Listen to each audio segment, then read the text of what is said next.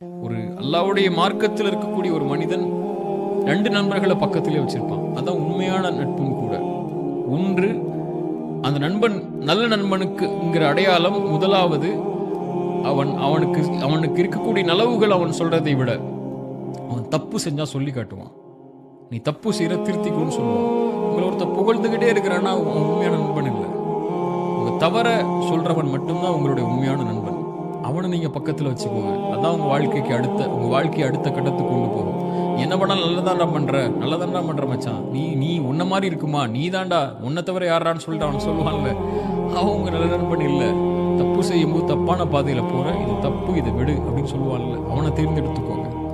2வது, இன்பமான நேரத்தில் எல்லாமே இருக்கும்போது உங்களோட இருக்கிறவனை விட நீங்க நஷ்டத்திலையும் கஷ்டத்திலையும் பிரச்சனைகள்லையும் இருளையும் இருக்கும்போது நான் இருக்கவா, உன் காரியத்தை நான் லேசாக்குறவான்னு சொல்லி உங்களுக்கு கரம் கொடுக்குறான்ல, அந்த நண்பனை தேர்ந்தெடுத்துக்கோங்க. அது ரொம்ப கஷ்டம்.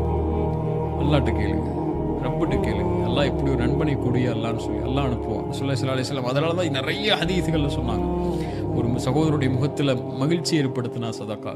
அல்லாஹ்வுக்கு விருப்பமான செயல் ஒரு தன் சகோதரனுடைய முகத்தில் மகிழ்ச்சி ஏற்படுத்துறதுன்னா இல்லையா, கஷ்டத்தில் இருக்கும்போது மகிழ்ச்சி ஏற்படுத்துறதுன்னா